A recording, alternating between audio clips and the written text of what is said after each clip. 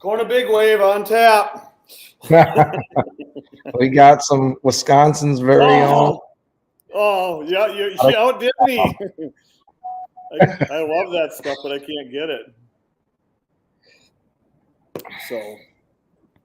Okay, so we're going to. Yeah, I've never done one so of these before, so you'll just have to talk me through it. So. Yeah, and what's funny is this is the first time I'm doing this on a different platform. One of our guys that I work with does a lot of these live streaming things, and he had me go to one of these new platform things, and this is new to me. So figure out how it all works here too. Normally I've just done a Facebook Live, but this one here is streaming across a bunch of different ones, I guess. So we'll see if it works or not. Figure out how it all works here too. Normally I've just done a Facebook Live. Okay. Let's see. I'll copy that. How's the family? Good. Everything's good. Yep. My wife and daughter are down in Mexico right now on vacation, and they left me behind. So. There was no fishing involved, so I decided to stay back. Take care of the house, watch the pets. Yours is big now, huh? Yeah, they're. Well, you had the young ones when I filmed with you, but they're getting bigger now. So. Yep. Let's see, 6, 9, 14, 19, and going to be 22. Nice. Yep. Wow, that's a handful.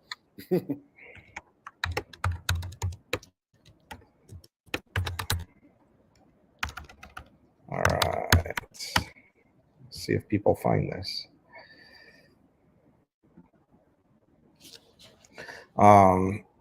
It's going good. Everybody's getting antsy for Christmas. We're supposed to be getting this big dump of snow coming, and not looking real for that, man. That's gonna suck. No, our lakes are horrible right now. We've got about 8 inches of ice and about 12 inches of snow and slush. It's around Brainerd. It's just brutal. So you'll be right not far behind us.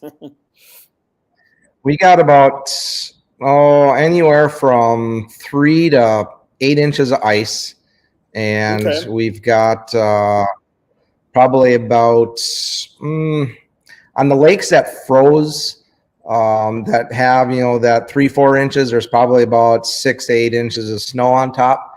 But with this heavy, what do they call them? Like a foot and a half or whatever of snow coming here the next few days. On 4 inches, we're screwed. And it's supposed to be this real heavy, wet crap too. So, right. Yep. No, it's going to be miserable. Let's see here.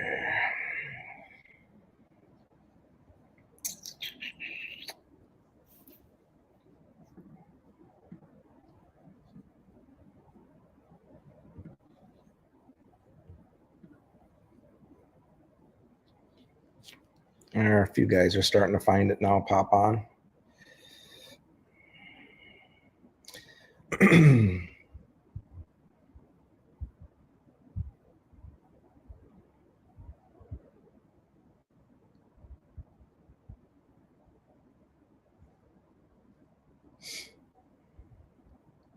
How was your filming this summer?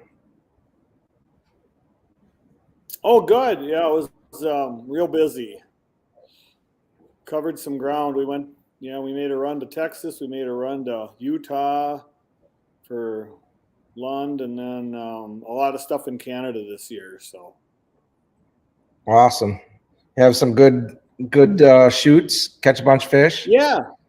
It was pretty good. Yeah, we did kokanee salmon and lake trout out on Flaming Gorge, and went to Lac Sewell with a guy that did muskies and caught a couple really big fish, and some big bluegills with Brosdahl up in northern Minnesota. So it was fun. think we got some good stuff Nice. this year. We had a really good year out on Green Bay for muskies. It was awesome. Oh, really? We caught some giants, multiple fish days, and it was a good fall. Cool.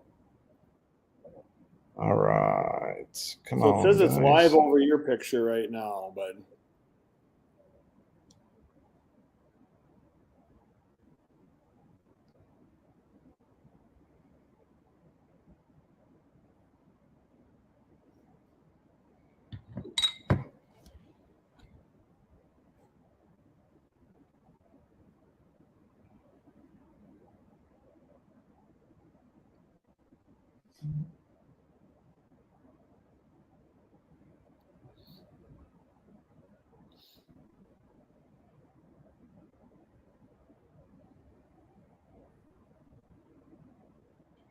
Okay, a few more guys showing up here.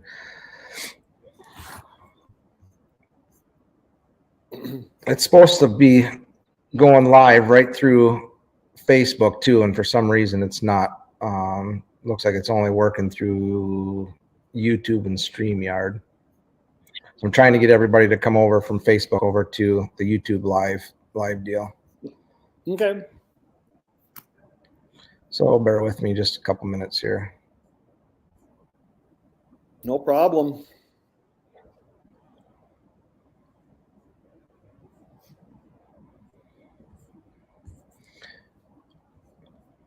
You got anything planned for the winter? Nothing real big. Just get through it.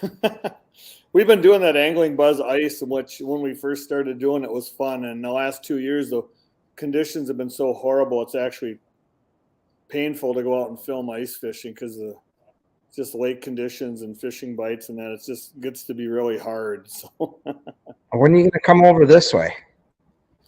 yeah, I don't know. Get on a good bite and I'll come over and fish with you. Well, I've got a lake to go whoop up. It's a walk-in lake. We can't get any boats in. I would have loved to taken you guys to that spot, fishing when you were over, but can't get a boat back there. Sure. I mean, legitimate 11 and a halfs. We've got some 11 3/4 and 16, 17-inch crappies. No kidding. It's a very special place. Mm-hmm. I know there's I've seen 2 fish that are over 8 pounds largemouth that guys have on their walls. Nobody fishes the lake. It's why it's so kind good. of one of those deals. It's hard to get to, and people, it is a very special place. Well, I can't for some reason get these guys on from Facebook over.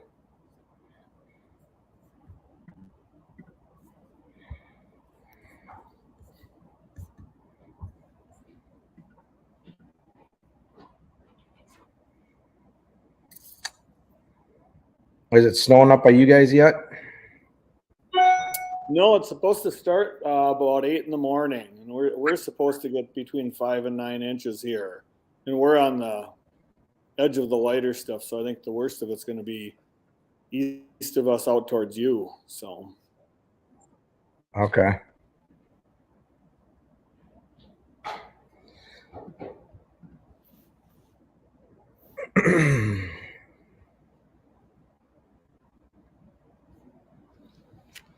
So I wonder if I can do this.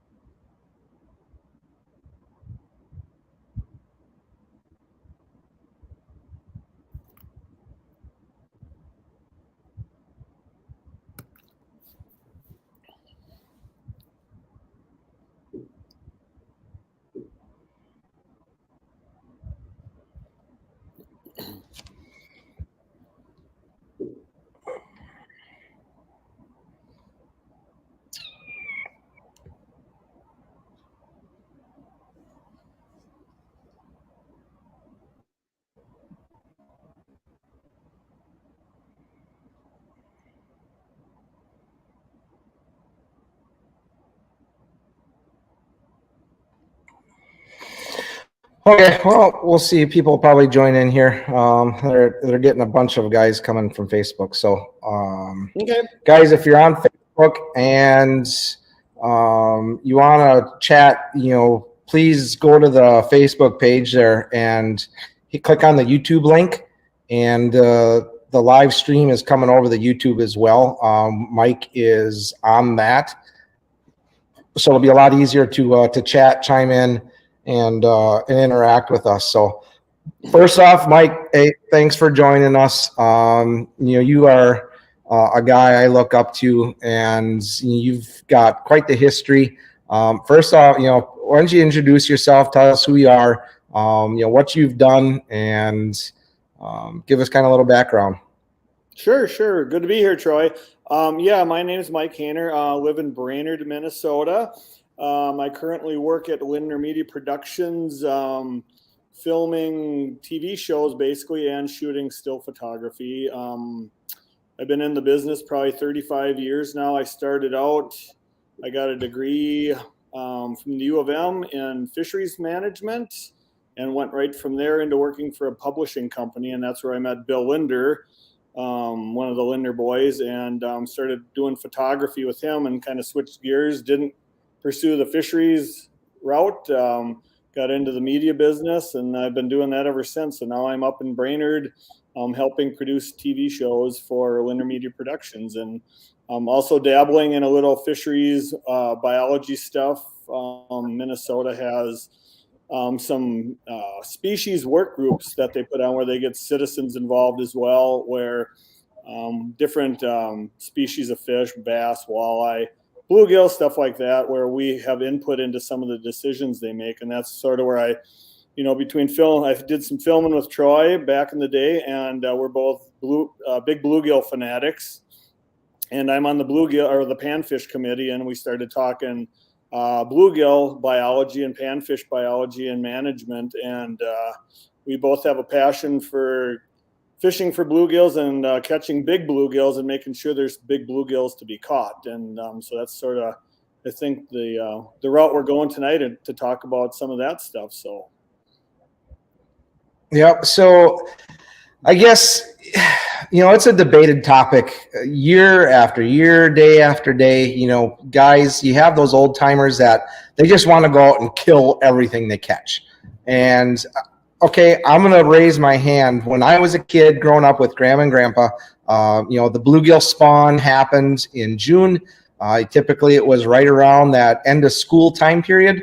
And for some reason, I had dentist appointments every day, the last couple of weeks of school. And Grandma would show up with the boat on the back of a old Pontiac Bonneville, and we'd go to the dentist. And we'd go, we'd catch bluegills.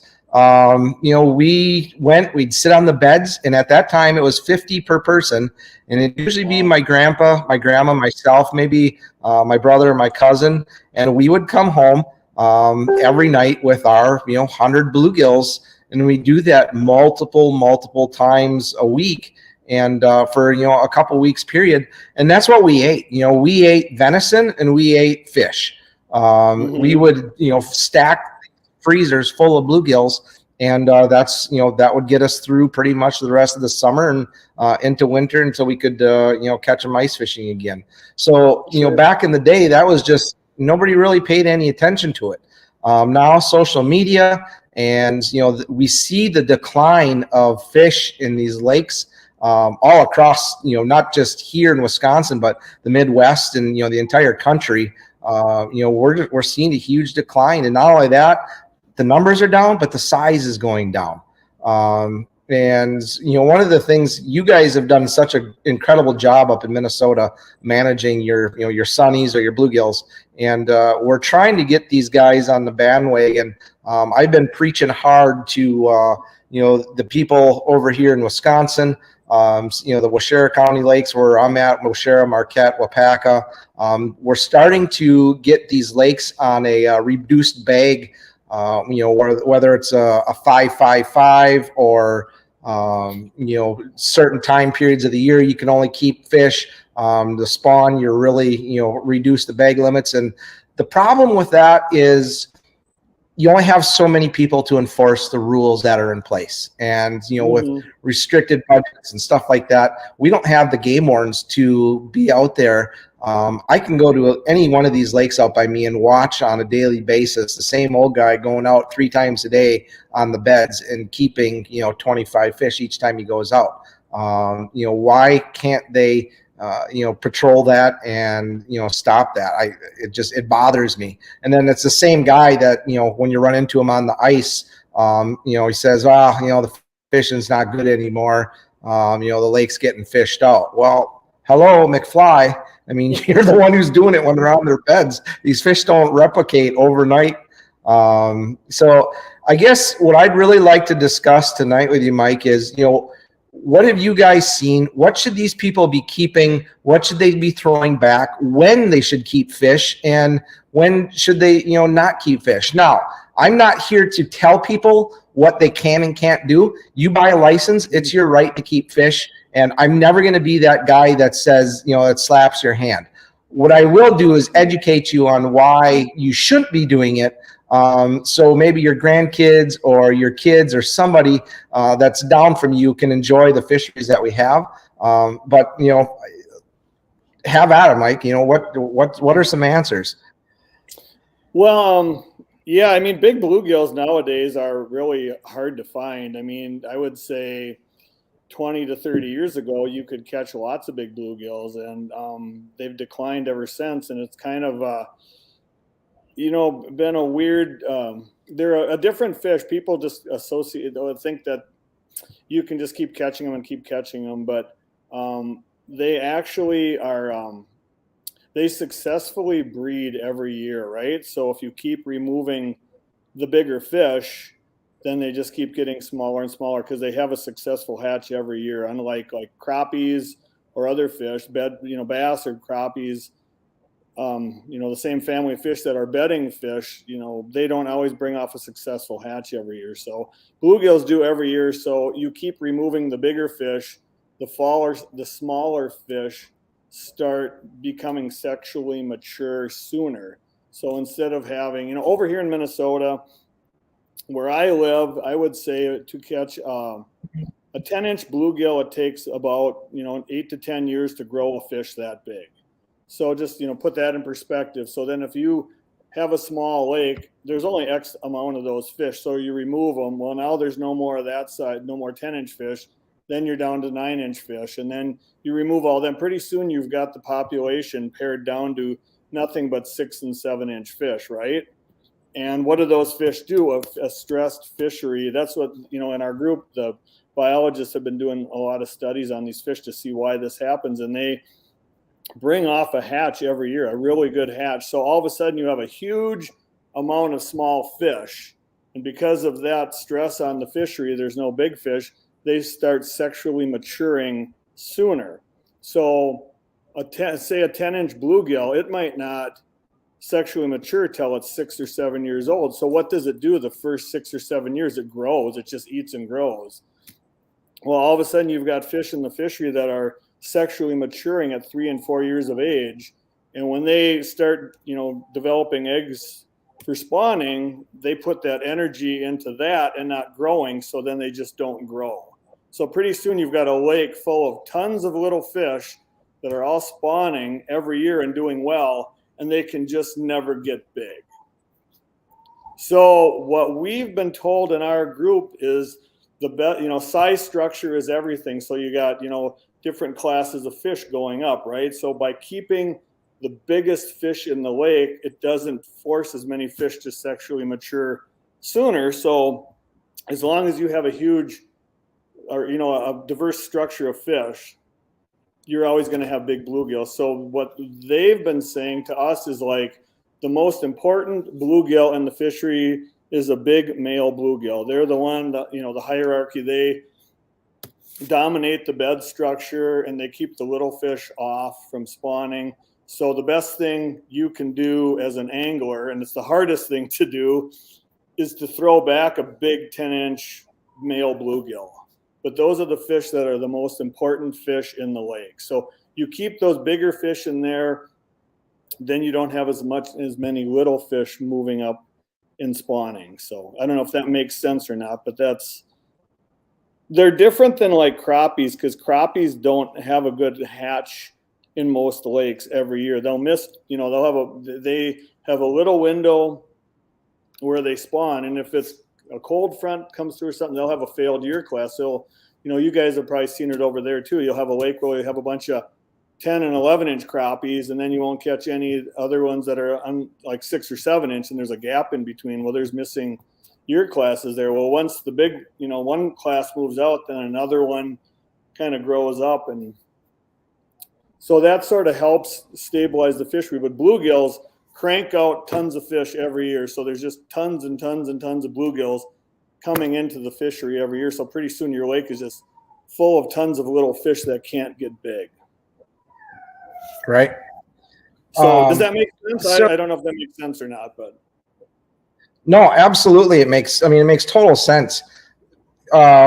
Here's one question, I guess, is, we hear this all the time is, okay, you catching, let's just use walleyes, for example.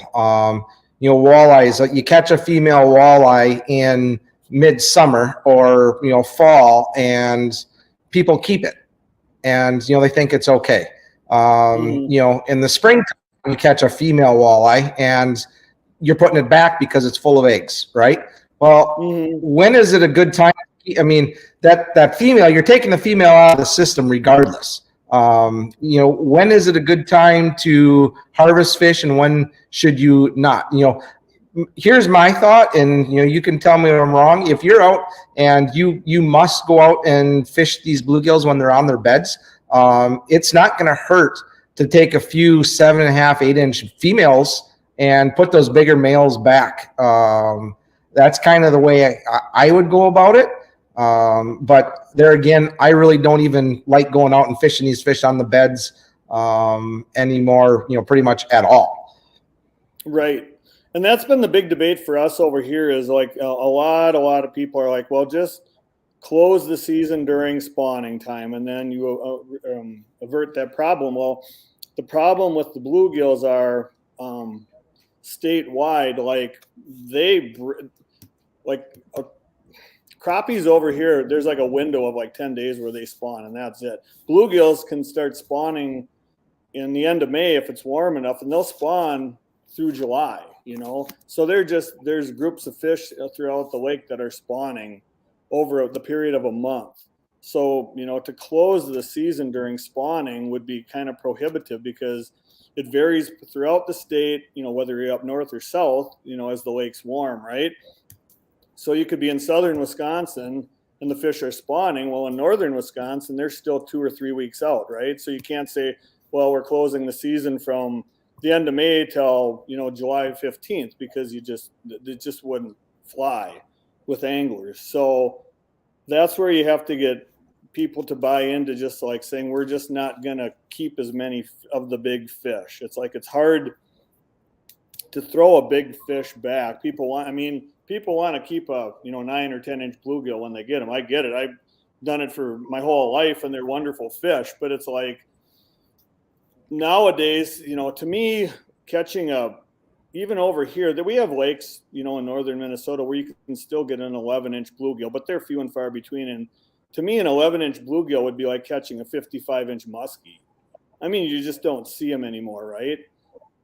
30 years ago, when I was young and in high school, I worked at a lake called Pelican Lake up by Orr, Minnesota.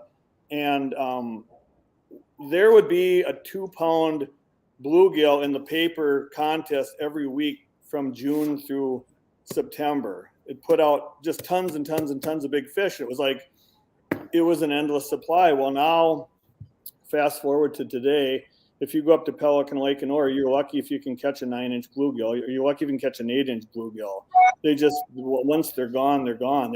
They're really biologically hard to bring back from what they were, just based on their biology. So getting I guess our group, what the thought process is, well, if you keep less big fish, then there'll be more of them in the lake, so they'll stay in there longer and affect the structure of the lake. So we have a lot of lakes over here that our DNR put a 5-fish bluegill rig. You can only keep 5 fish. They identified those lakes as lakes that still have these big fish, and you can only keep 5. And the thinking is, well, if you keep 5 big bluegills, the amount of meat you get off those 5 bluegills would be comparable to the same amount of meat of, pounds of meat you would get off of like 15 or 20 8-inch bluegills, if that makes sense. So that guy I was telling you about before we went on did a study on that, on, keeping different sized bluegills, filleting them out and weighing the meat to get a pound of fillets. And it was amazing the discrepancy. Like if you kept 5 9-inch bluegills, it would be the same meat weight amount of fillets weight wise as like 27.5-inch bluegills. So it's like, people think they're getting robbed by only being able to keep 5 fish, but in reality, you're getting the same amount of meat in fillets as you would if you kept a whole bunch of little ones. So what do you want to catch? Do you want to catch tons of little bluegills, or do you want to catch fewer amount but really nice bluegills? That's kind of the choice you have nowadays. So, so these regs over here have been on for the last 2 years. Last year and the year before. So they've only been on for 2 years on, like, I don't know. We have like almost 100 lakes over here, over 100 lakes that have either a 5 or 10 fish regulation on bluegills. And the early results are promising. It's like the fish don't just get bigger overnight, but they maintain size. You know what I mean? So you're still getting fish, whereas the lakes that don't have them, they're just staying small. So. Sure. No, here's the thing. I've got no problem with the, guys, if we could get on that bandwagon where we can only keep 5, good fish over here, I'd be all for that. But the problem, like I was saying earlier, is we don't have the people to, patrol and monitor this. And that's really, the struggle over here. And we're an Amish country too. So these Amish guys, they don't care. I mean, they just go out and they just fill coolers, and they don't follow regulations. And, I see all these little lakes get fished out. If one of these guys figures out, there's good fish in a lake, in an entire winter, it's done. I mean, it'll be completely cleaned out. And I've got no problem. And I don't know, I mean, this is just my opinion. My favorite fish to eat is a 7.5-inch bluegill. You start getting into those bigger fish, and, the bones don't fry up. They get a little bit more fishy tasting. And at a fish fry, when you cook up a bunch of bluegills and crappies and walleyes and you throw them all out on the plate, and you see what gets eaten first, what are the first ones to disappear? Always the small little ones. And, the bigger ones are always, yeah, exactly. Yeah. So, it's, again, guys, we're not here to tell you what to do, or what you can do or can't do. That's not the purpose of this. The purpose of this is so you guys can get a better understanding of why bluegills, 15 years ago were 9-10 inches everywhere, and now those same lakes are 6 and 7 inches. It's all educating and helping people understand how these bluegills live. Like Mike said, for a while, to catch a 10-inch bluegill or an 11-inch bluegill in today's world is harder than catching a 50-inch muskie, honestly. I mean, it is getting to be a rare species, and you don't see it very often. Right. I target these fish. Mike came out and fished with us, and we went and hit all of our good spots, and we struggled. Now we had some just crazy conditions, but we struggled to get those big fish. He would have came up and we would have went to the same spots, 7-8 years earlier. It was nothing to go out there and pound on 9.5 to 10-inch fish. I mean, it was consistent. And now every year it gets quarter inch to the point where, even finding 9 inches on some of these lakes is getting hard to do. Right. So really, just comes down. We got to educate ourselves. We got to patrol ourselves and, and just look out for these fisheries. I've got a guy, Brad, says, I've been fishing in Wisconsin for 40 years and have never been checked. You're right on not having anybody enforce anything. That's the problem. So many of these lakes out here, there's so many of them, they don't get patrolled. And it's easy for, grandpa to live on, a little 80-acre lake, go out of his cottage door, go out, and he watches everybody around, so he knows what's going on. Go out, secretly catch 25 bluegills or 50 or however many he puts in his basket, go home, throw them in his freezer, go back out later. And, I would love for these guys to, have somebody show up at their door and go through their freezers once and see what happens. Yeah, that stuff's hard to break. It's just, I know God bless him, but my dad's the same way. He's 81 now, and I was just over fishing with him a week ago on the lake he lives on, and we have it's a nice little crappie lake, and he just did not want to leave until he had his limit. It's like limit equals success, and that's kind of the program we're trying to break over here. Is you don't have to get your limit of fish to be successful. If you go out and get a meal of nice fish, I think the mentality of I'm in my late 50s now, and I grew up with my grandpa and dad and everybody fishing. It was like you kept everything you caught, and froze it and gave it away and all that. And nowadays, with how good we are and how good the stuff we have is, and the technology we have to finding fish and the knowledge out there, I'm kind of a hypocrite because I help produce fishing shows to help people catch more fish, and I'm telling you not to keep as many, but it's like it's kind of a discipline to say, okay, well, now I'm really good at catching these fish.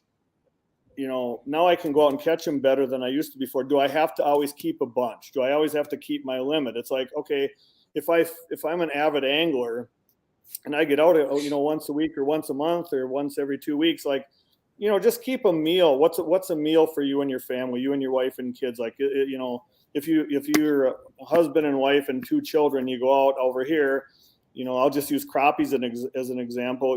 That's 10 crappies per person. So if I brought my wife and my daughter and one of their friends out, I could keep 40 crappies. Well, do I really need 40 crappies, right? I mean, just because I can keep them doesn't mean I have to, or because I'm allowed to keep them means I have to. Okay, so I have 4 people. I want to have a meal, maybe keep 2 meals. 10 to 15 crappies is a heck of a lot of meat.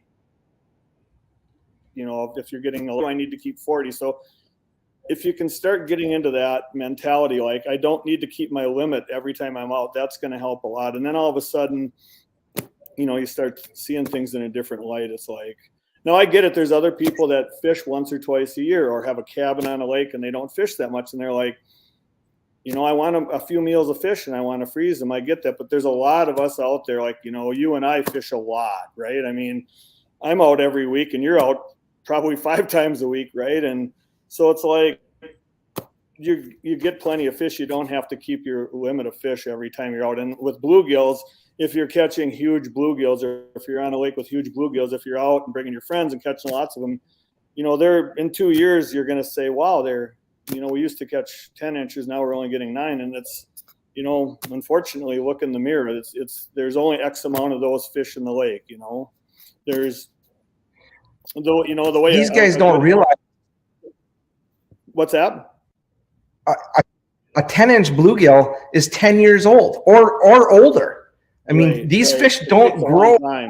Like, takes 10 years to get to 10 inches. So when somebody goes out and works, even 9.5. So if they go out and kill 25 9.5-inch fish, how many big mature fish did you really just pull out of a system that's going to take another 9 years to get to that point?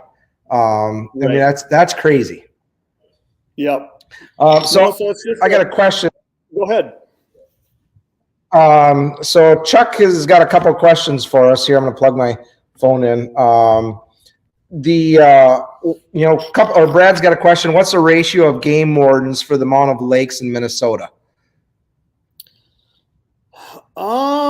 They have it broke down in regions. We could use more. I don't think they have the quota filled for the amount they could actually hire, but we have a lot. I mean, there's, I think you guys get it too. There's an outdoor newspaper. It's a regional paper, and we do, do a little work with them, but they have a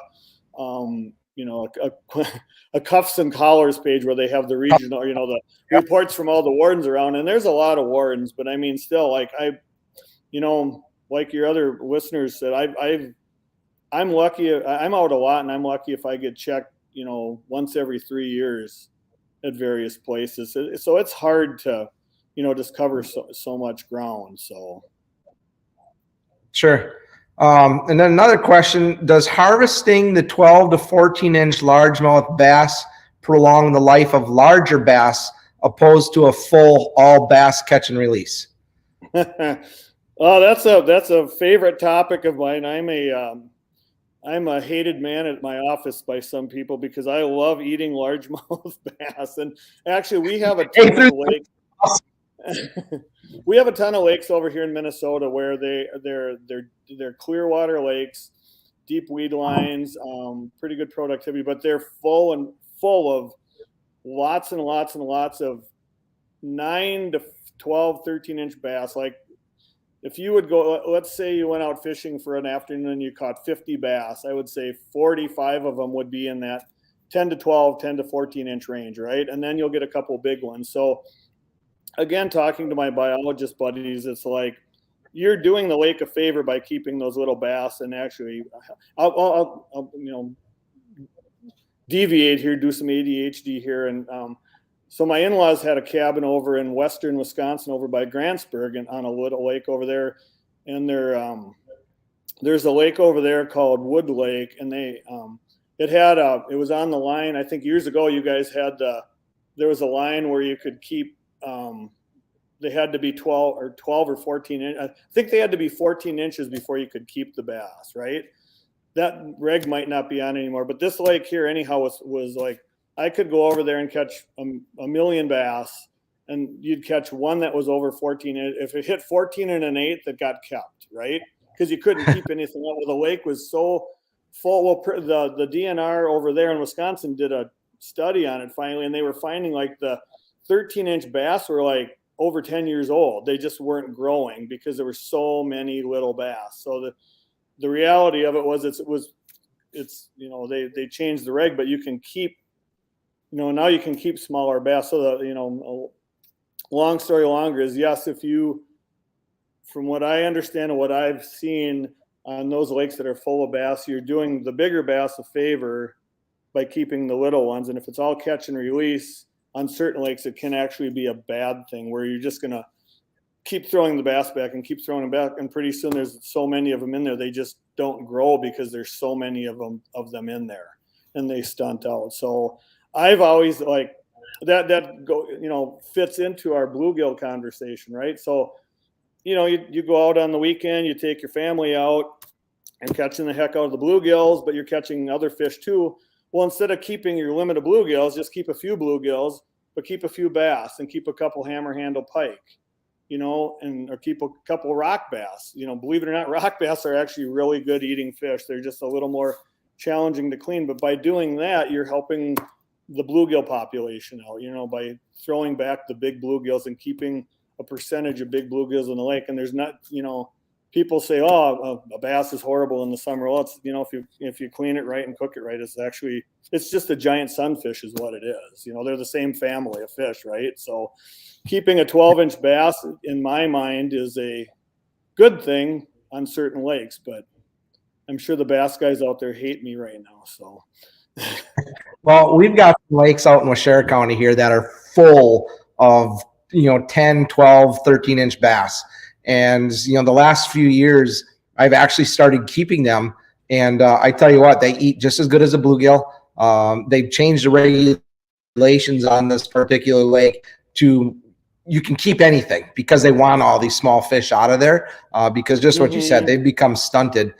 And they compete for so much food, and they're such an aggressive fish that we've got no problem just going out there, and sometimes we'll even throw the bluegills back and just keep the bass They taste just as good. You get a chunky fillet out of them, and I've got no problem doing that. But again, you're talking bass, keeping bass in Wisconsin. It's kind of like, not a good thing.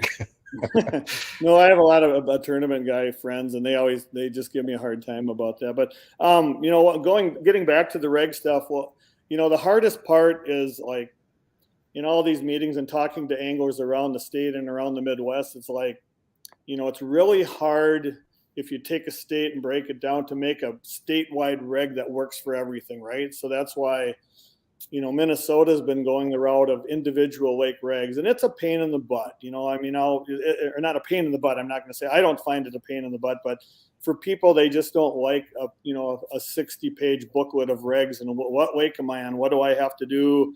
Why do I have to look this up? But it's like the lakes are, and Wisconsin's the same way. You got, from the north to the south, you've got so much different. Your seasons are different by 2 to 3 weeks, I would bet. So, your lakes are different too. So the way the fish grow and the way they can be managed is different. So it's hard to put a blanket one size fits all reg on. So that's why, we've been going with the special regs, the individual lake regs, and it's taken a long time. Just like I told you before, it's like getting you as anglers to buy into it, to say, okay, my lake, quote unquote, my lake, I live on this lake and it used to have big bluegills, but they're getting smaller. I want big bluegills. Well, how do I do that? Well, we think if we put this reg on it, it's going to help it. Well, all your buddies around the whole lake have to buy in, because if they say, screw that, I'm going to keep what I want, I'm not going to only keep 5 bluegills, then the regulation ain't going to work. So you can put the regulation on,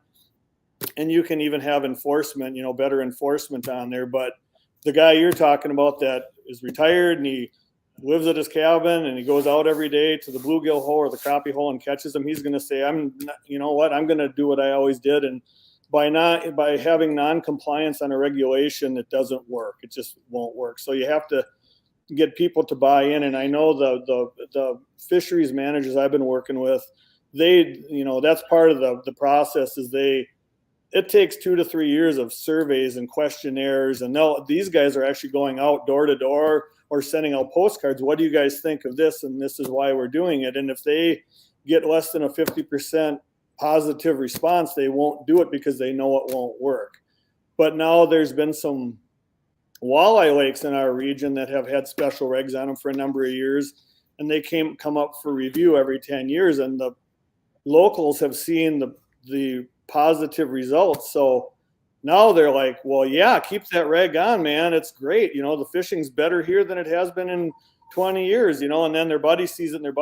So pretty soon it's like this works and people buy in. And then that's when the regulations work. So that's kind of, what's been happening over here. And it's, you being out guiding people and talking to people can say, well, what do you think of this? Or what do you think of this? And you get a pretty good feel for how people think about, keeping fish, right? And so, yeah.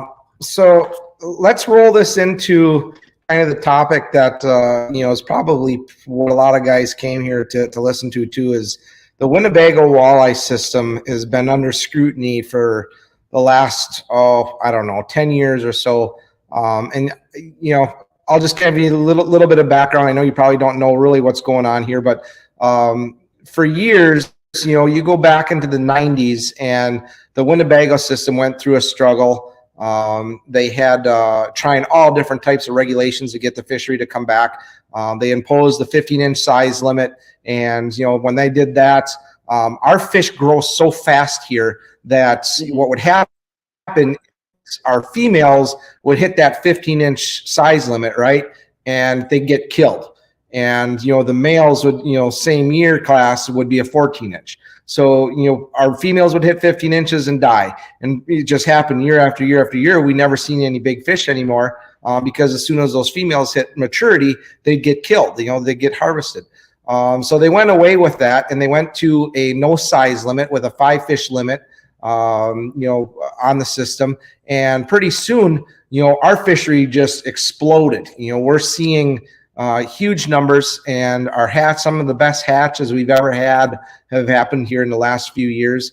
Now we're experiencing a pretty sharp decline in our shad population. We haven't had the forage out there for our walleyes the last few years, and socially driven, that's, I guess, the problem with social media is that so many guys have gone out there and, went out fishing to the same spots they've been fishing for 20 years, and they're not catching anything anymore. Mm-hmm. So now they're bitching and saying the walleyes are gone. We need to do something. The walleyes are gone. Well, has anybody ever thought, and this is just my theory, I'm on the water every day in the summertime. The walleyes are not gone. What they've done though is they've moved. When you take away habitat and forage, and you move that stuff around, these fish are going to follow wherever their food is and wherever their habitat lies. And our system, we've always said, the Winnebago system, the walleyes have completely, they're illiterate. They've never read the book on walleyes, what they're supposed to do, because it doesn't apply to our system. I've lived on the lake, for a good part of my life, and now fish it every day. And in 43 years, I don't know if I've ever caught a walleye off of a reef through the ice. Now, wind driven, yes, but when we go up by you guys or Canada, you find a northern Wisconsin lake, you find a rock hump, you go out there at night just before dark, you drill, and you're going to catch walleyes on a rock hump. It doesn't work that way out here because our forage doesn't move towards those reefs. They're either roaming out in the mud. Our walleyes eat a lot of bugs, which are the red worms and the lake fly larvae that's out in the mud flats. And then we've got a lot of new bait. Our perch population is through the roof. Our crappies, our bluegills have all really come back with the introduction of zebra mussels. Our water is clear. We're growing weeds out deeper, and we're seeing a lot more bait fish up in the shallows versus those shad populations that would normally be migrating out over in the mud flats. So I always use this analogy. Our wonderful DNR can count deer, like a kindergartner can do multiplications, right? They can. If you have a 40-acre forest and it's got so many deer per acre, and you go and clear cut that forest, you didn't kill the deer. The deer left that area because they moved. So for these guys to go and they're fishing the same spots, that they grew up fishing for the last 20 years, and they're saying, oh, there's no walleyes. Then they go to the DNR, and DNR's like, oh my God, we got to do something. All this social media, they're making us look bad. They're telling us that there's no walleyes in the system. And they go and do their trawling, point A to point B, that they've been doing for the last, however many years. Well, I don't believe that that's working anymore because those fish are not there. Those fish are someplace different. They're where the bait are. Doesn't mean that they left. Doesn't mean that the numbers are down. They're just not where people are looking for them. I can tell you in the last 2 to 3 years since they've implemented this 3-fish limit, they've gone from 5 down to 3. I've seen more walleyes up in 2-3 feet of water than I ever have in my entire life. I don't even really go out and fish in that deep water anymore because they're just not there. These fish are up, feeding on all these small bluegills and perch, and they've moved, and not a whole lot of people have adapted to that. Now, with the influx of electronics, I wanted to talk to you about that too. Is can the electronics do a damage to our fisheries? Are we right now? That's a whole other deal, yeah.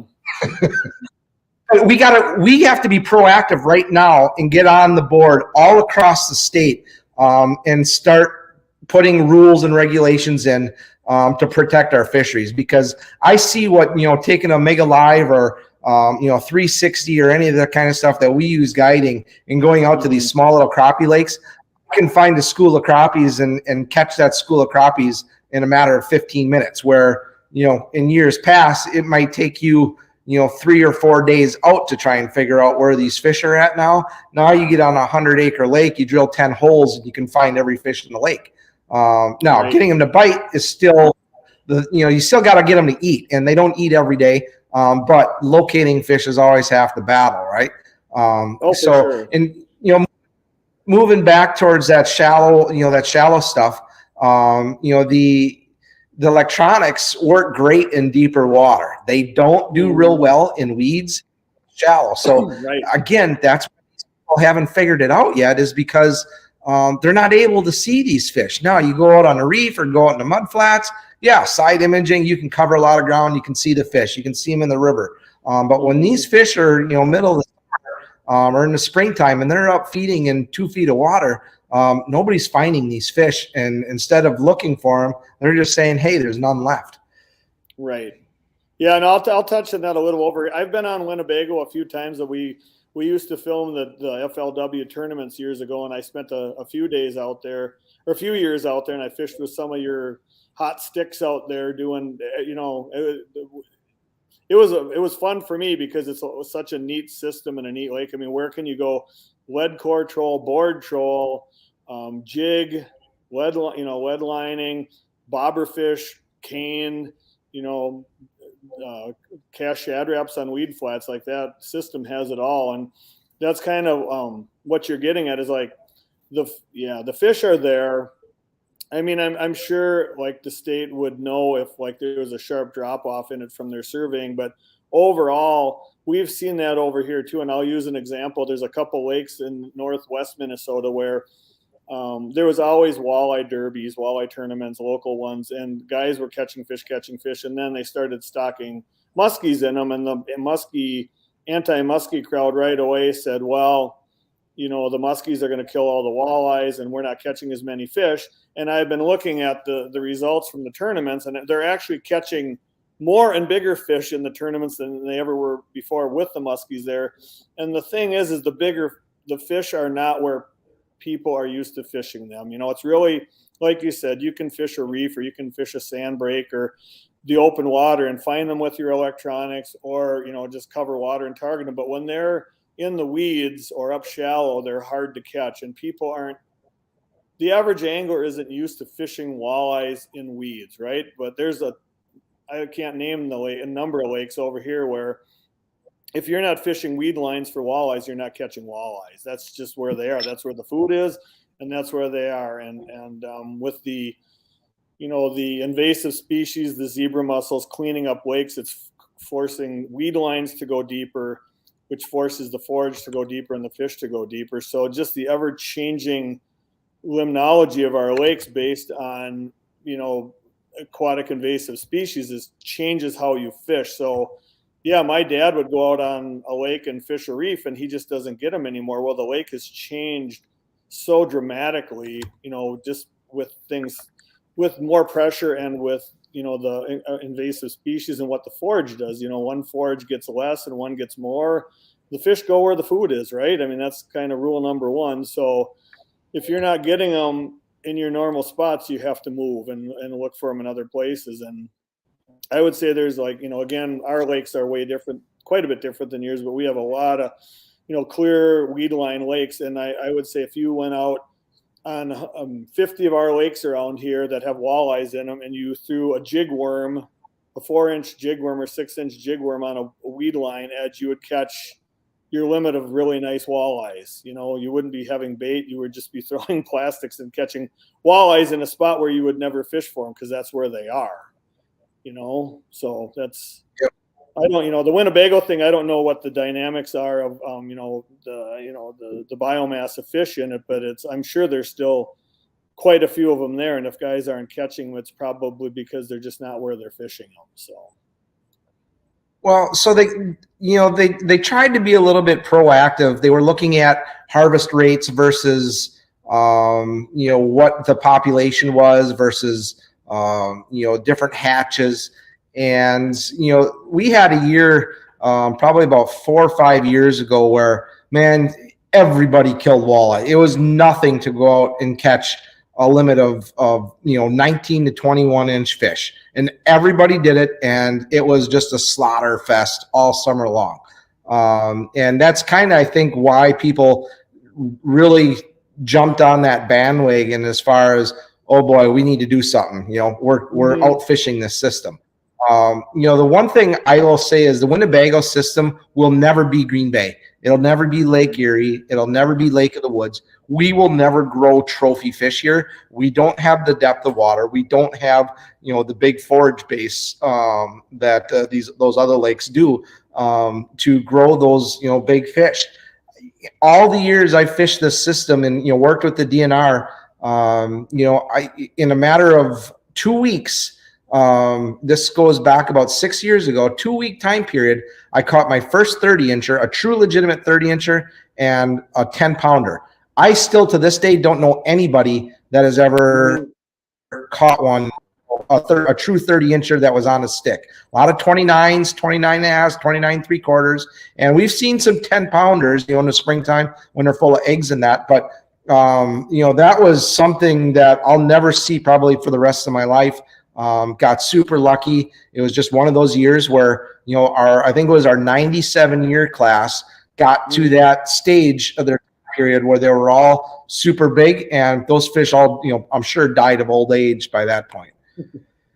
Yeah, no, I remember the few years we did the tournaments out there, all the locals that I worked with and fished with and filmed with, they said, we're going to fish 3 days here, and you're going to be lucky if you see 3 fish over 7 pounds or 8, 7.5 pounds. I mean, that was sort of what they topped out at was, there was those outliers like you caught, but a big fish in your system is like, a 28-inch fish that's 7 to 8 pounds, right? And that's just a, dynamic of the lake. It's a shallower lake. It's the fish, grow fast and die younger, so they just don't attain those weights like they do in other lakes like Green Bay and stuff like that. So, but I was going to touch on your electronics thing quick before we get off that, because that's been a huge topic of discussion around our office, and we've been able to stay on the cutting edge of Mega Live and 360, and we have people in the office that have Panoptics, Garmin Panoptics, and I've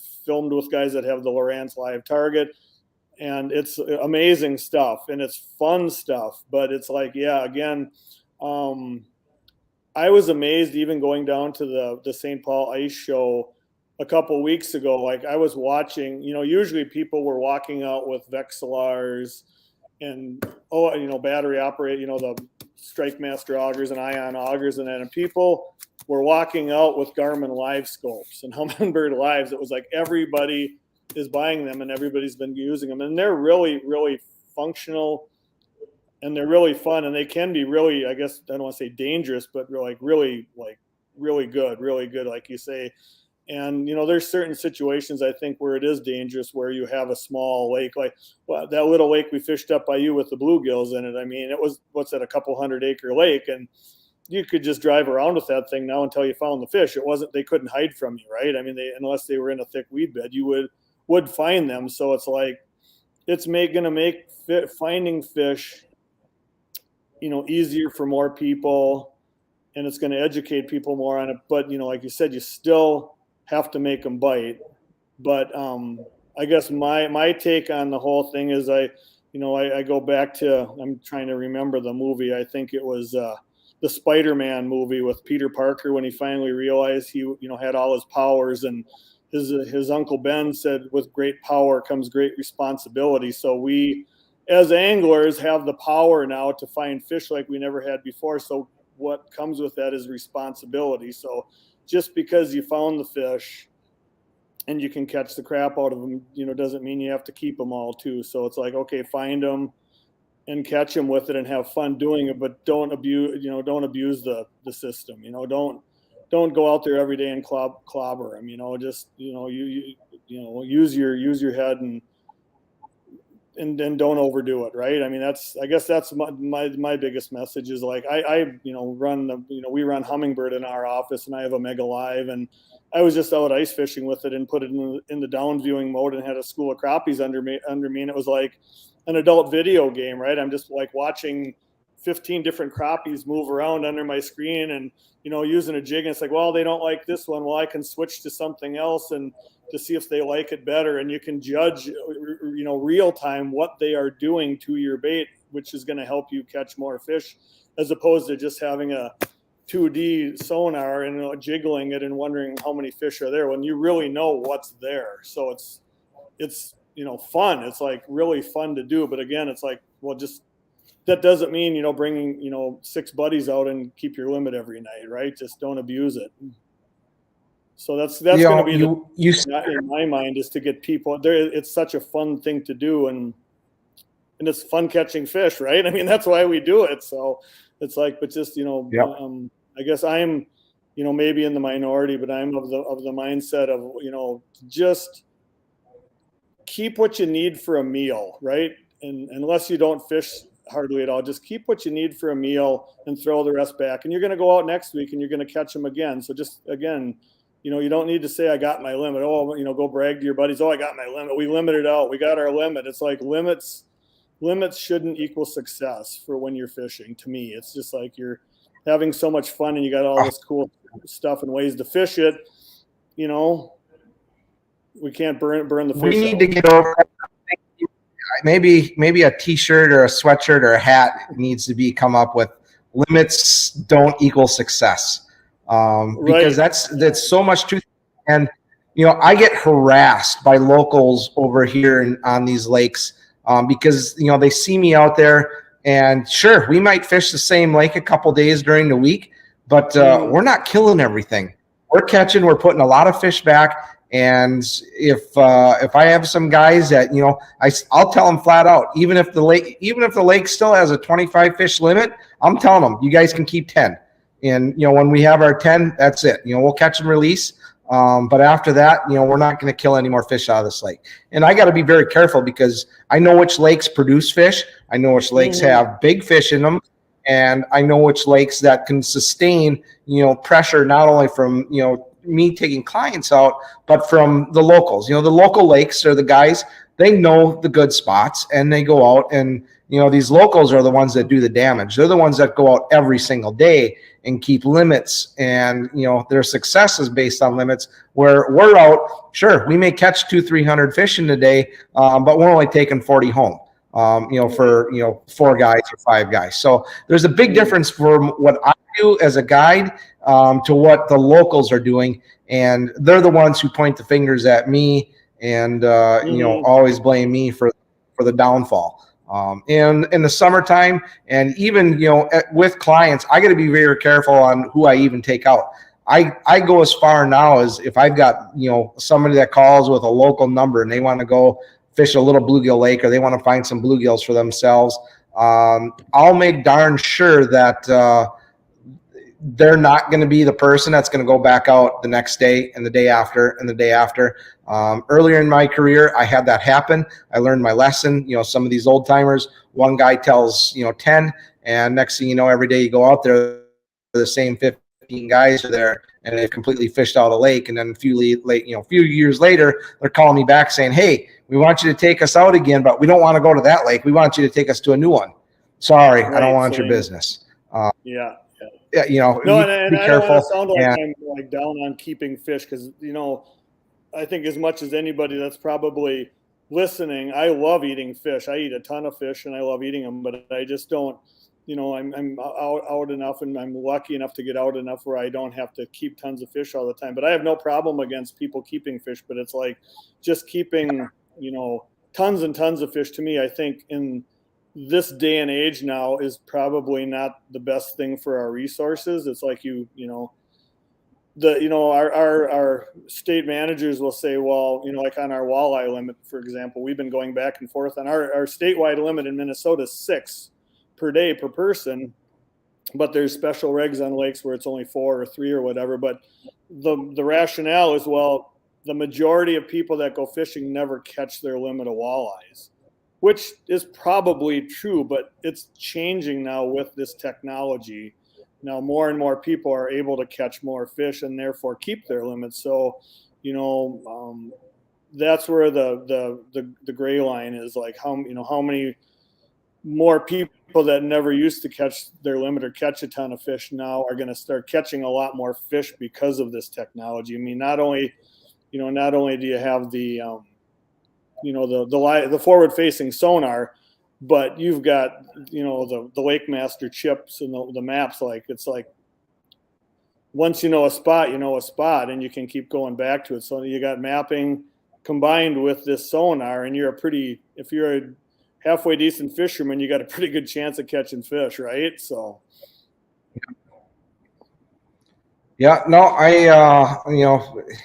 technology, we have to be proactive. I mean, The biggest thing though is we all have to do this. I mean, it's not just going to, the government and the DNR that has to enforce this. We as anglers have to patrol this and police ourselves, because if we don't, guys, we're going to be the first ones bitching to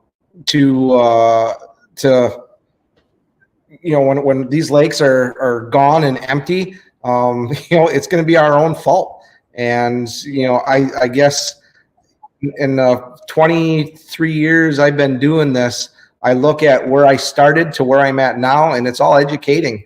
I've seen cycles, through the years, and now, with everything that we got going on, social media, better electronics, better gear, the educating that we're getting from all these guys, going back to the shows, you see, I work in the industry as a sales rep too. So like you were saying, 3-4 years ago, we needed, people were buying flashers one after another, Vexilars, Markhams, going out the door like crazy.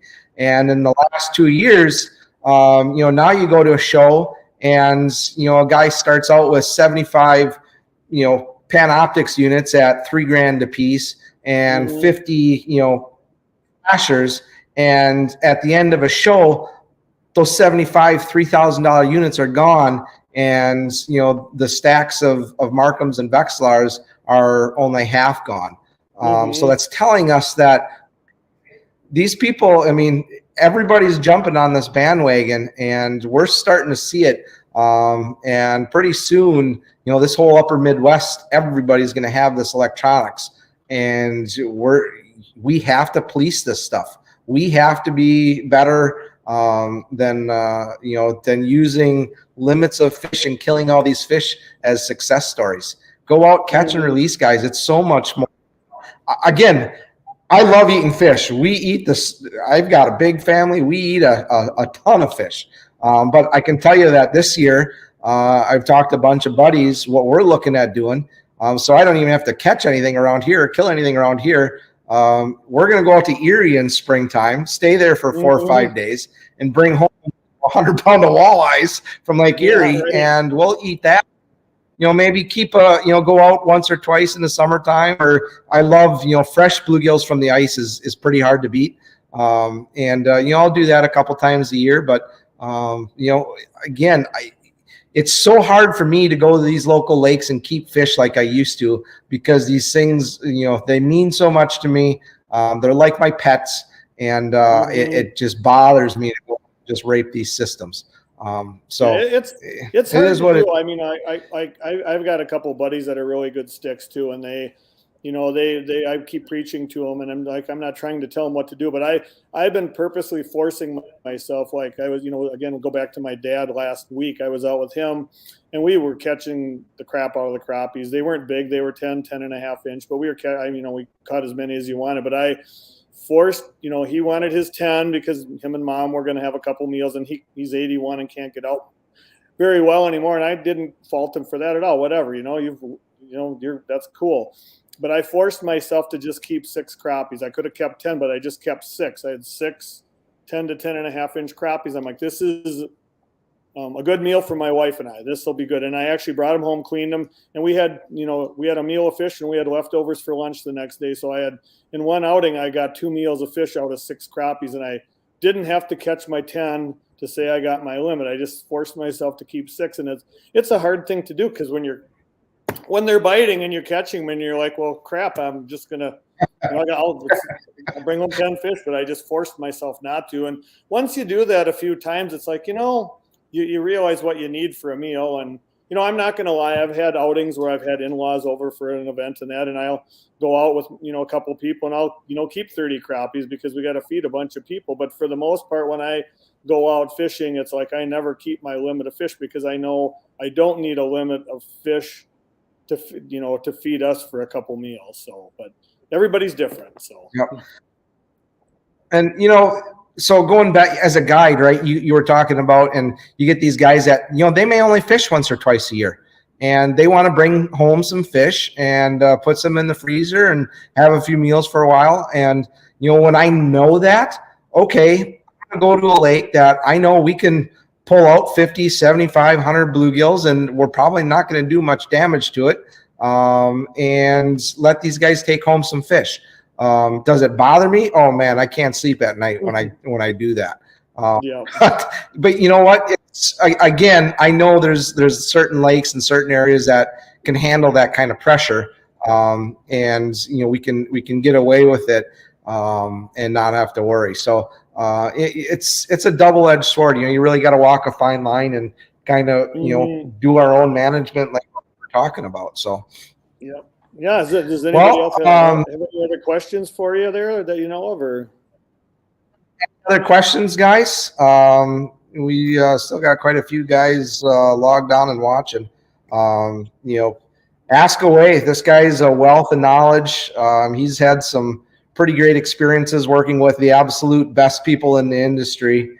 He works right along with the guys that we all idolize and have grown up watching. And this guy's a legend. They're just a bunch of hacks, just like us. I know that. No, it's been fun.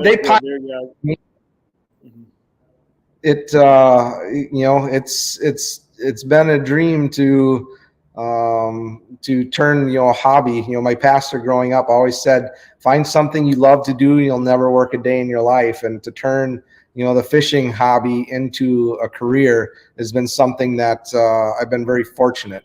Guys like you helping, and follow the Glorvigans and all these guys that have kind of helped me and educated me along the way has been very special. So I thank you guys for what you guys have done.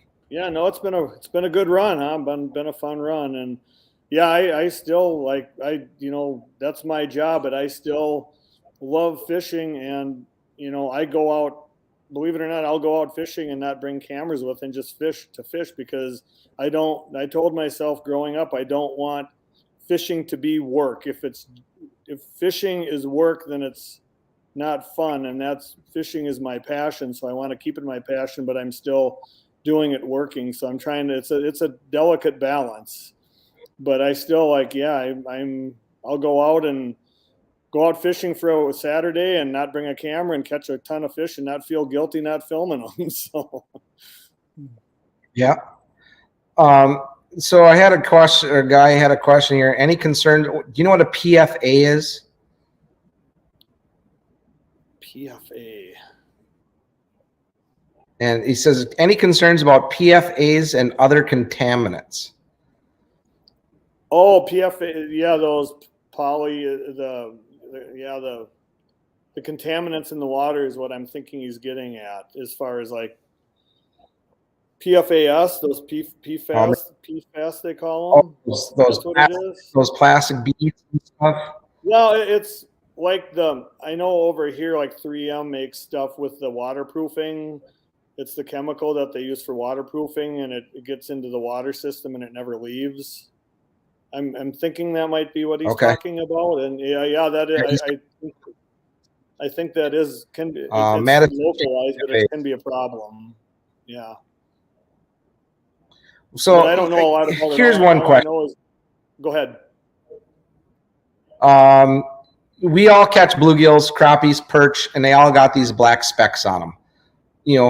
Explain to people what these things are. Is it harmful? We always, if they're really bad, I'll throw them back. What I really look out more for, is the worms. When you're actually cleaning a fish and you find the white grubs inside the meat, those typically I'll probably either cut them out, or if they're really bad, we get a lot of perch that have a ton of grubs in them, and I'll just end up throwing the whole fish away. But what causes that? I mean, is that a concern? Does that stay in the lake forever, or does it kind of vary through seasons? So what I know about it is that there's two different things. There's the black spot and there's the yellow grub, and you'll often find them both in the same water. And over here, there's certain types of lakes that have way more of them than other ones, and it's a it's a complex life cycle of this critter that, it goes through a snail, and a heron eats a snail, and one craps the other one out, and it's in the system. I forget the whole life cycle of the thing, but the bottom line is neither one of them are harmful to you. They don't look good. I'm with you. If I see a bluegill or a rock bass or something that looks like you did a salt shake or a pepper shaker all the way over the back of it, I'll probably throw it back. If there's just some on there, it doesn't bother me. They're harmless. You could fry them, and the people that are eating them would never know they're there. The yellow grubs, the same thing. They're in them. It's a parasite, but it's not harmful. They're gross looking and kind of disgusting, but once you fry them up, you don't see them. But the same thing, if I clean a fish and it's got, one fillet has a dozen of those yellow grubs in them, I'll probably ditch it. It's, you can pick them out, but it's kind of just nasty looking, but they're not any way harmful to you. So don't worry about them. Sure. It's more what it looks like than anything. So, but yeah, don't worry about it. Awesome, Mike. Yeah. Go ahead. Oh, no, go ahead. No, I was going to say the one's called Niask. It's the black one. It's just a grub that grows on the outside of them, and it gets in the meat too. And I've seen it with the little black ones where it's all peppered in the meat, and you're eating it, and it kind of feels like you got sand in the fillet. So if there's a ton of them in there, it's probably worth ditching them. So, but otherwise, if there's just a little bit of them, I wouldn't worry in the least bit. So, sure. Well, again, I appreciate you coming and spending some time with us. We might have to do this again. Yeah, absolutely. I hope I didn't bore everybody. So, I think a lot of people are learning, and what's interesting is people want to learn. They want to understand why, they should be keeping or they shouldn't be keeping, or how these fish grow. When I try and talk to people and tell them that, a 10-inch bluegill is 10 years old, they're just flabbergasted. They think that those things just, grow overnight, and, there's 10 inches all over the place. You just got to find them. That's not how it works. No, they're a different critter, and you gotta treat them that way. And I guess I'll just finish with, I'm not trying to preach to anybody. Everybody's an individual, and you can do what you want. That's why there's limits. And if if you want to keep a limit, you keep a limit. But I just know from the years I've been in it, and with my biology background and trying to stick with it, I see what's happening as they learn more and more about these fish. And if you want big bluegills, you can't keep tons of big bluegills. That's just the bottom line. There's only X amount of big bluegills. And once you remove them from a lake, they don't just come right back. Some lakes, I've fished on, they still haven't come back. They probably will never come back. So if you have a lake that's got huge bluegills in it, one, keep it a secret. And two, if you're in there, don't just, keep a handful, or keep them, the best bluegill to keep, in my mind, and this is just a personal thing, is like an 8 to 8.5 inch bluegill is a perfect bluegill. Like I rarely keep anything over 8.5 inches. Even a 9-incher cleans up great, but that if you want to catch a 10-incher, you got to throw a 9-incher back, right? So if you keep 9 inches, you'll never get 10 inchers. So my rule of thumb is if I'm on a good bluegill lake, I'll just keep fishing the 8.5 inch range and throw the bigger ones back. And I've been going back to those lakes, and I still catch 9.5 inch bluegills because that's what it takes to do it. So, yeah, it's no different than these guys deer hunting, QDM, right?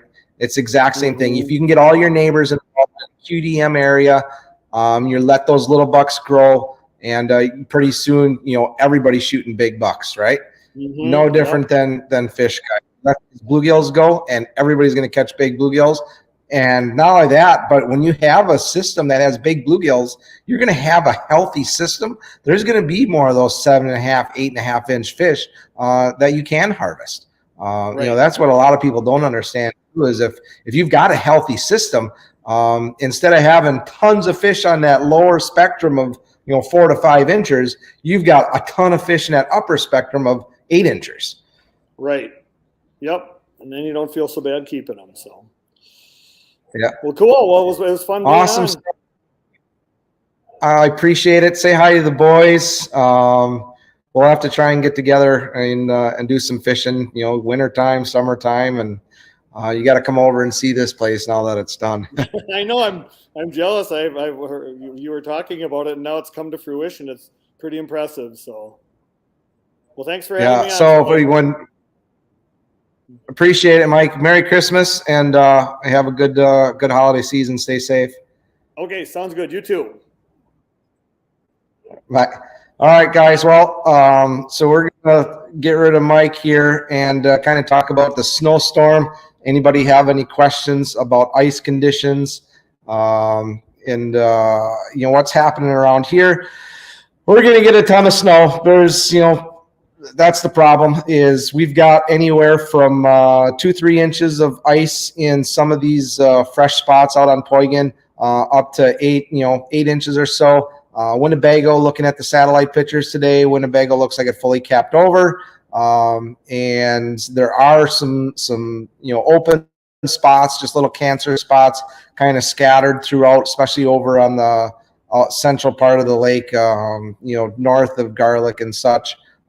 Ice is really rough up by the Neenah area, a lot of wind. We're going to get this snow, and we're going to get a lot of wind. And everybody knows, what happens with Winnebago is, you get 50-mile-an-hour winds. There's a good chance that this might be breaking up. We'll have to see what happens over the next few days. So it's going to be treacherous. I'm not looking forward to it.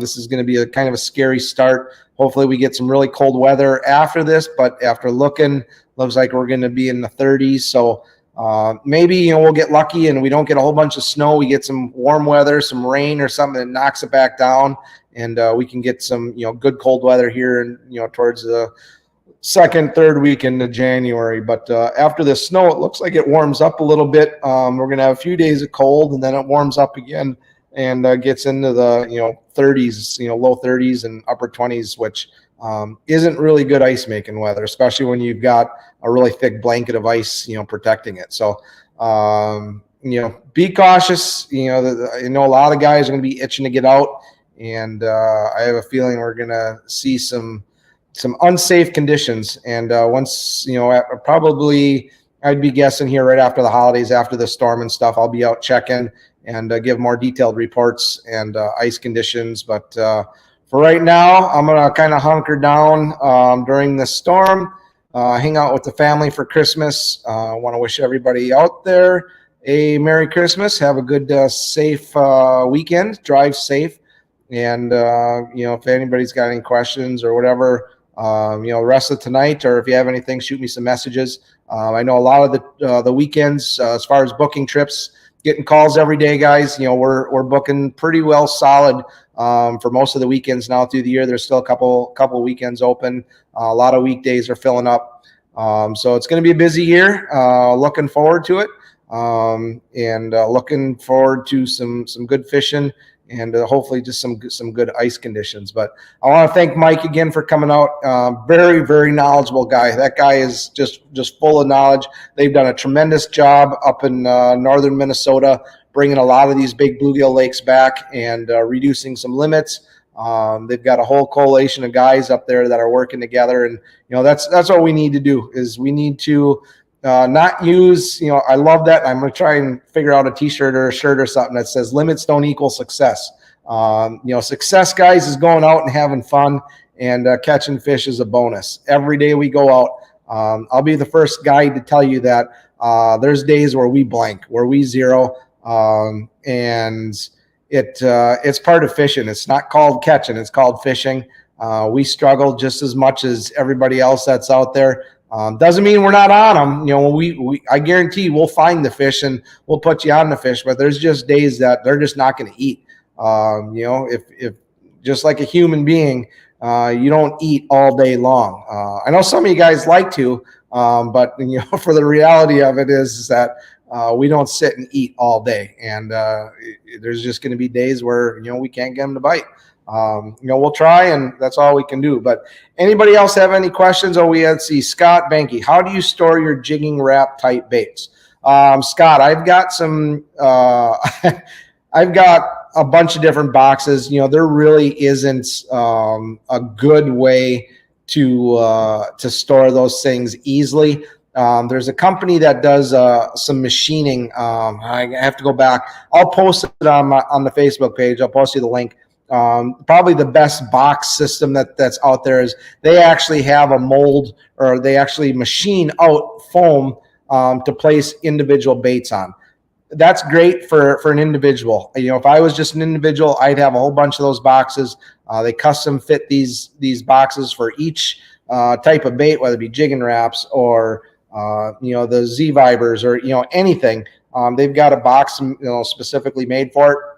Well, what I found, the best method that I've used is I get the Fishmore boxes. Perfect. Those guys got a great system, and if they could figure out a way to stack them for me where I could put 30, 40 baits in a box, I would love that. But right now, with just a single layer, just having being able to put a dozen baits for guiding doesn't do the best, because I don't want to have to carry around a whole bunch of boxes. What I've done is I've got some deeper Plano boxes where I've got packaging foam, and I've drilled out holes that I can shove each one of these baits down into. Protects the paint, doesn't allow them to bounce around. When I'm cruising around on the lake on my sled, we're doing 70 miles an hour, 80 miles an hour, and stuff just gets banged around. It's sad to see what I have, all my trial and error stuff. I've got more boxes with clumps of jigging wraps. I know there's $300, $400, $500 worth of baits in these boxes that are just destroyed from traveling and banging around on the ice. That is a system that when somebody perfects it, is going to do very well. And the Fishmore guys have probably been the closest to perfecting, storing those jigging wraps, because it is a pain. Now, summer fishing, I've got more room in the boat. I've got all my shiver minnows and what I do is the plastic containers that go over the top of the clam packs. I take those plastic containers and I set those in the trays, and then just keep the baits, and I can stack 2 up on top of each other, or sometimes 3. And, I have to keep all the plastic trays in there. Usually I can put like 3 or 4 of each color, each size, and keep a whole box, like that. And that seems to work pretty good for the summer baits. But for ice fishing, we obviously want to be more portable, more mobile, smaller, and I really haven't found the best system out there yet. There isn't anything. The custom one that I do with the packaging foam so far has pretty much been the same. It's the same for my Swedish pimples and spoons and everything else too. They're all custom boxes I've done with packaging foam and drilling out foam, or just putting cuts or slits to slide all these different baits in. Any other questions, guys? If not, I am going to sign off for the evening and go get some rest. Next Tuesday, give me some ideas, boys. We're always looking for ideas. I've got a couple. We'll try and do some, obviously some ice conditions once we get fishing, and some fishing reports. We'll definitely be talking, more fishing. And we'll try and pick a topic. And if there's somebody in the industry you want to talk to or have me bring on, most of these guys I think would love to come and sit and chat. Great people, and friends with quite a few guys out there. So give me some ideas, and see what I can do to make it happen. And that's all I got for you. So have a good evening again. Have a good Christmas. And if you get out, post some pictures. Let us know how you do. And be safe out there, guys. Merry Christmas.